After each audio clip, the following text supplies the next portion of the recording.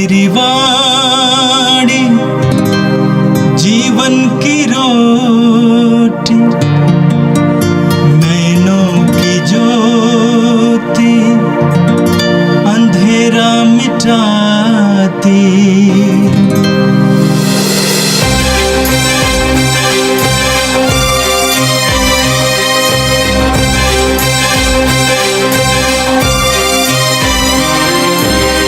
प्रभु तेरी वाणी जीवन की रोटी, नैनों की ज्योति अंधेरा मिटाती। प्रभु तेरी वाणी जीवन की रोटी, नैनों की ज्योति अंधेरा मिटाती। वाणी वाणी वाणी वाणी वाणी पवित्र है, शाश्वत है, जीवन का मन्ना है। 31 मार्च बृहस्पतिवार। पहला पाठ निर्गमन ग्रंथ, अध्याय 32, पद संख्या 7 से 14 तक। हे प्रभु, अपनी प्रजा के पाप क्षमा कर। प्रभु ने मूसा से कहा, पर्वत से उतरो, क्योंकि तुम्हारी प्रजा जिसे तुम मिस्र से निकाल लाए हो भटक गई है। उन लोगों ने शीघ्र ही मेरा बताया हुआ मार्ग छोड़ दिया। उन्होंने अपने लिए ढली हुई धातु का बछड़ा बनाकर उसे दंडवत किया और उसे बलि चढ़ाकर कहा, हे इस्राएल, यही तुम्हारा ईश्वर है, यही तुम्हें मिस्र से निकाल लाया है। प्रभु ने मूसा से कहा, देख, मैं आ रहा हूँ कि ये लोग कितने हठ धर्मी हैं। मुझे इनका नाश करने दो। मेरा क्रोध भड़क उठेगा और इनका सर्वनाश करेगा। तब मैं तुम्हारे द्वारा एक महान राष्ट्र उत्पन्न करूँगा। मूसा ने अपने प्रभु ईश्वर का क्रोध शांत करने के उद्देश्य से कहा, हे प्रभु, यह तेरी प्रजा है जिसे तू सामर्थ्य तथा भुजबल से मिस्र से निकाल लाया है। इस पर तू कैसे क्रोध कर सकता है? अपने सेवकों को इब्राहिम, इसहाक और याकूब को याद कर। तूने शपथ खाकर उन्हें यह प्रतिज्ञा की है, मैं तुम्हारी संतति को स्वर्ग के तारों की तरह असंख्य बनाऊंगा और अपनी प्रतिज्ञा के अनुसार तुम्हारे वंशजों को यह समस्त देश प्रदान करूंगा और वे सदा के लिए इसके उत्तराधिकारी हो जाएंगे। तब प्रभु ने अपनी प्रजा को दंड देने की जो धमकी दी थी उसका विचार छोड़ दिया। यह प्रभु की वाणी है। संत जोगन के अनुसार पवित्र सुसमाचार, अध्याय 5, पद संख्या 31 से 47 तक।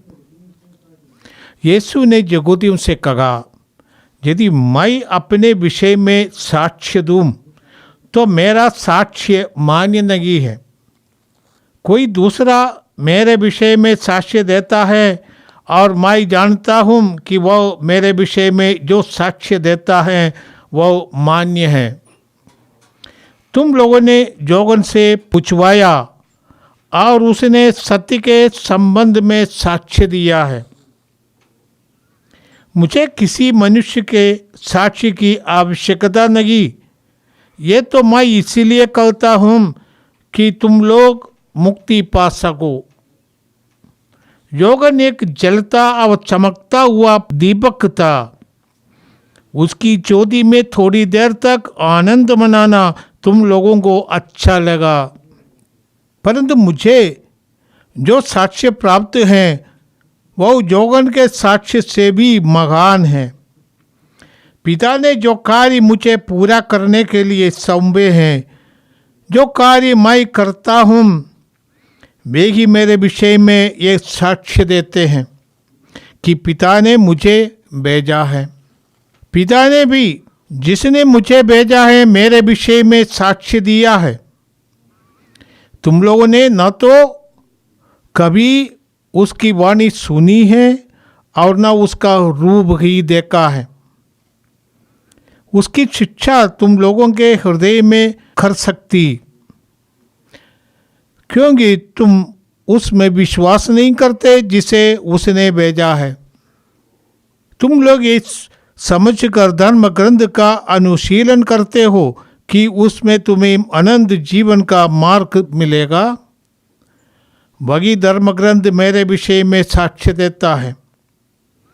फिर भी तुम लोग जीवन प्राप्त करने के लिए मेरे पास आना नहीं चाहते। मैं मनुष्यों की ओर से सम्मान नहीं चाहता। मैं तुम लोगों के विषय में जानता हूँ कि तुम ईश्वर से प्रेम नहीं रखते। मैं अपने पिता के नाम पर आया हूँ, फिर भी तुम लोग मुझे स्वीकार नहीं करते। यदि कोई अपने ही नाम पर आए तो तुम लोग उसको स्वीकार करोगे। तुम लोग एक दूसरे से सम्मान चाहते हो और वह सम्मान नहीं चाहते जो एकमात्र ईश्वर की ओर से आता है। तो तुम लोग कैसे विश्वास कर सकते हो? ये ना समझे कि मैं पिता के सामने तुम लोगों पर अभियोग लगाऊंगा। तुम पर अभियोग लगाने वाले तो मूसा है, जिन पर तुम भरोसा रखते हो।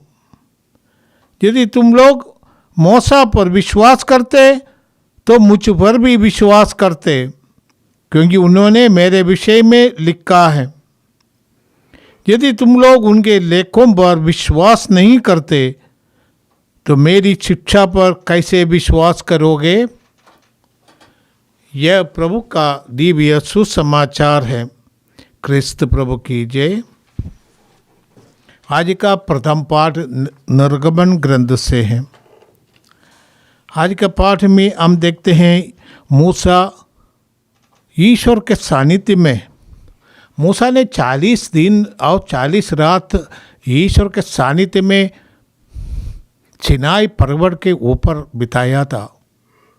और नीचे पर्वत के नीचे समुद्र में लोग रहते थे। इस्राएली लोग तंबू में रहते थे और ये लोग आपस में मूसा के विरुद्ध षड्यंत्र रचने लगे, सोचने लगे। और ये हारून से कहा कि हम लोग मूर्ति बनाएंगे। हम लोग जानते नहीं मूसा का क्या हो गया। वो 40 दिन हो गया इधर से गए, अभी इसका क्या हो गया मालूम नहीं है। कहते हैं कि इसलिए हारून के नेतृत्व में लोगों के इच्छा के अनुसार वो लोग एक सांड की मूर्ति बनाई और उसकी पूजा अर्चना करने लगा। हम जानते हैं, और विशेष करके इराक इत्यादि प्रदेशों में। और चिकूदी भी उसी के अनुसार एक सांड की मूर्ति बनवाया, सोने की मूर्ति बनवाया। और मूसा के अनुपस्थिति में हारून जो मूसा का भाई है और बाद में महापुरोहित नियुक्त किए जाएंगे, ऐसा व्यक्ति उनके द्वारा ये हो गया। और ईश्वर ने देख लिया कि क्या हो रहा है। ईश्वर मूसा से बताते हैं, देखिए जिन लोगों को तुमने लाया है वो लोग भड़क गए, वो लोग भ्रष्ट हो गए, ये लोग ने महा पाप किया है। और ईश्वर नाराज हो जाते हैं। ये लोग कहते हैं, इस्राएल यही तुम्हारा ईश्वर है, यही तुम्हें मिस्र देश से निकाल के लाया है। कितना ये अपमान होता है ईश्वर का। इसलिए ईश्वर इन लोगों को से बहुत नाराज हो गए हैं, जैसे धर्म ग्रंथ में लिखा है। परंतु मैं समझता हूँ हमारे ईश्वर कभी नाराज नहीं होते। हमारे ईश्वर जैसे माता पिता उन बच्चों के गलतियों के कारण दुखी होते हैं, इंसान कभी कभी नाराज होते, परंतु हमारे ईश्वर प्रेम है। ईश्वर को बहुत ज़्यादा दर्द होता है जब हम पाप करते हैं।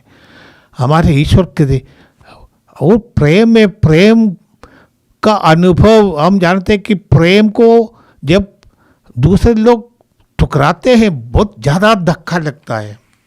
ईश्वर का क्रोध के से अधिक उनके दिल में इतना दुख दर्द पीड़ा हो गया। अपनी जनता जिनको ईश्वर ने महान शक्ति प्रदर्शित करके मिस्र की दासता से लाया, और उनको आकाश से मन्ना गिराकर भोजन दिया, पहाड़ के पत्थरों से पानी दिया, उनके लिए सब कुछ का प्रबंध किया।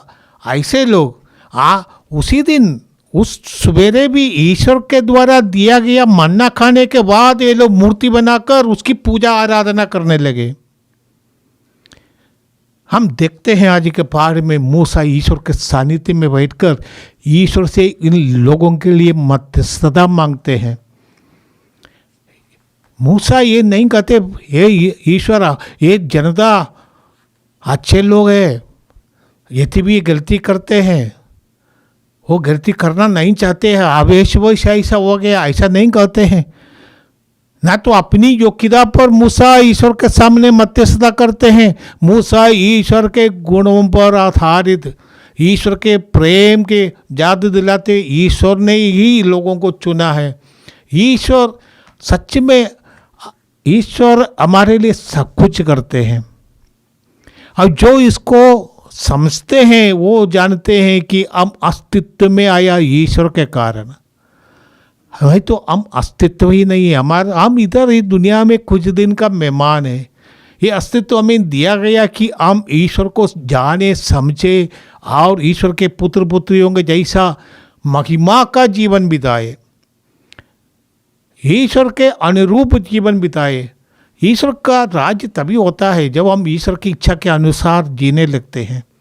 परंतु जब हम पाप के वश में आ जाता है, पाश्विक अभिलाषाओं के पीछे दौड़ते हैं, जैसे आज यहूदियों ने ऐसा करके दिखाया है। मूसा ईश्वर के सामने देखते ये प्रभु, आपने उनके लिए बहुत लागत लगाया है, आपने उनको छुड़ाया और आपका नाम, आपकी प्रतिष्ठा दावे पर है। यदि लोग समझेंगे कि आप उन लोगों को इधर अग्नि का भस्म कर देते हैं, उनको सर्वनाश कर देते हैं, लोग कहेंगे देखिए उनका ईश्वर उनको मिस्र देश से रेगिस्तान ले गया, वहाँ पर उनको मार डाला। यह आपका अपमान होगा ईश्वर। आप उस जाति को प्रेम करते हैं, उनको अपनी शक्ति सामर्थ्य के कारण लाए हैं और यदि यहाँ पर उनको मार डालेंगे तो आपका ही अपमान होगा। मूसा आगे कहते प्रभु, आपकी क्षमा की कोई सीमा नहीं होती है, इसलिए प्रभु आप उन पर दया कर। इतना की नहीं, मूसा कहते ए प्रभु, तूने अब्राहम, इसहाक और याकूब के साथ जो विधान दिया था, जो बाधाएं किया है और उनकी संतति के लिए जिन्हें आपने प्रतिज्ञा की है, वो प्रतिज्ञा को याद करो और इन लोगों के अपराध क्षमा कर। मूसा प्रभु से यही अनुरोध करते हैं। मूसा ने अपनी जनता के लिए ईश्वर के सामने मध्यस्थता करते हैं कि ईश्वर की गुणवत्ता के कारण, ईश्वर की गुण और ईश्वर के प्रेम के कारण इस जनता को क्षमा कर देना। और हम जानते हैं बाइबल के अनुसार ईश्वर ने उन लोगों को क्षमा किया आप मूसा के मध्यस्थता के कारण। एक दूसरी बात इसमें हम देखते हैं, हारून जैसे महान व्यक्ति भी शैतान के वश में आ जाते हैं। यदि हम सतर्क नहीं रहते हम भी गिर जाते हैं।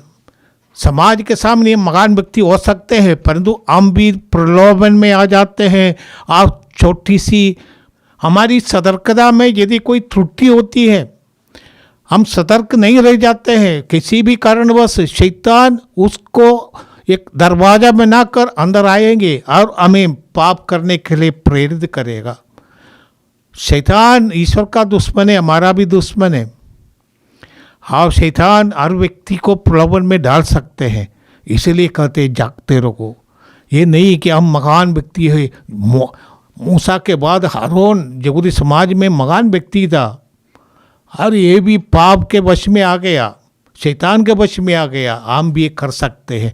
दूसरी बात है कि ईश्वर ने जितनी यहूदियों के लिए किया था मरुभूमि में और उसके पहले और उनको प्रज्ञात देश ले गया, हमारे जीवन में भी ये सब होते हैं। प्रभु ने हमारे लिए जो कुछ किया है हमें अपनी जीवन यात्रा के बारे में याद रखना कि हम क्या थे और प्रभु हमें क्या बना देते हैं और प्रभु ने क्या प्रतिज्ञा की है।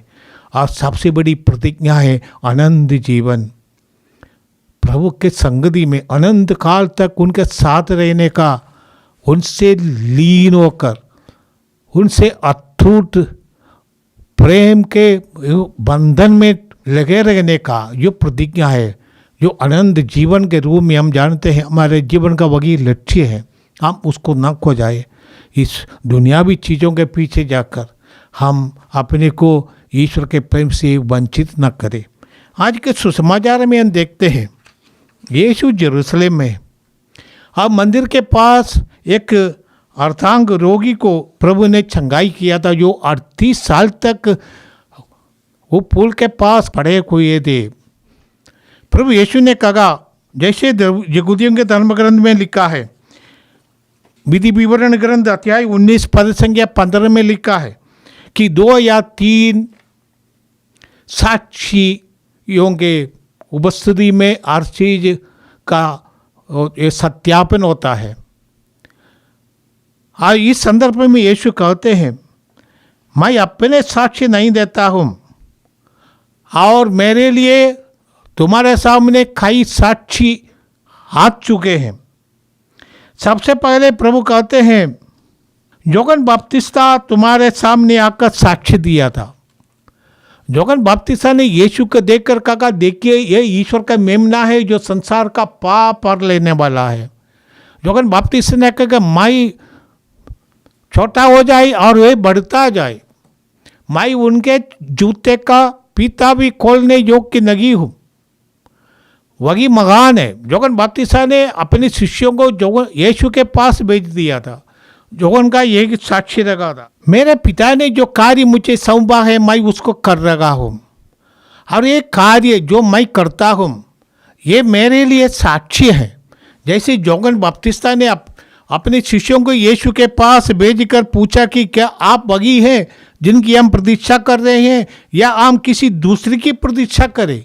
जैसे हम पढ़ते हैं लूकास का सुसमाचार अध्याय 7 में, ये कहते हैं, यीशु ने यूहन्ना शिष्यों से कहा, जाओ तुमने जो सुना देखा है उसे यूहन्ना को बता दो। अंधे देखते हैं, लंगड़े चलते हैं, कोढ़ी शुद्ध किए जाते हैं, बगरे सुनते हैं, मुर्दे जिलाए जाते हैं, दरिद्रों को सुसमाचार सुनाया जाता है। प्रभु ने कहा, ये सब मेरे लिए पिता का कार्य है, पिता ने जो मुझे दिया है मैं उसका कर रहा हूँ। ये कार्य मेरे लिए साक्षी देते हैं। पिता ने स्वयं साक्षी दिया है। हम जानते हैं कि ये यीशु का बपतिस्मा हुआ था यूहन्ना बपतिस्मा के कर कमलों में। उस समय स्वर्ग से आवाज़ सुनाई पड़ा, ये मेरा प्रिय पुत्र है जिस पर मैं बहुत प्रसन्न हूँ। ये बात को सुनकर ही यूहन्ना समझ लिया था कि यीशु ही वही ईश्वर का भेजे हुए मसीह है। और पवित्र आत्मा उन पर कपोत के रूप में उतरा था। उसी तरह ताबोर पहाड़ पर जब यीशु का रूपांतरण शिष्यों ने देखा कि बादल से आवाज आया था, ये मेरा प्रिय पुत्र है, तुम लोग उसको सुनो। यूहन्ना का सुसमाचार अध्याय 12 पद संख्या 38 में प्रभु कहते हैं, पिता अपनी महिमा प्रकट कर।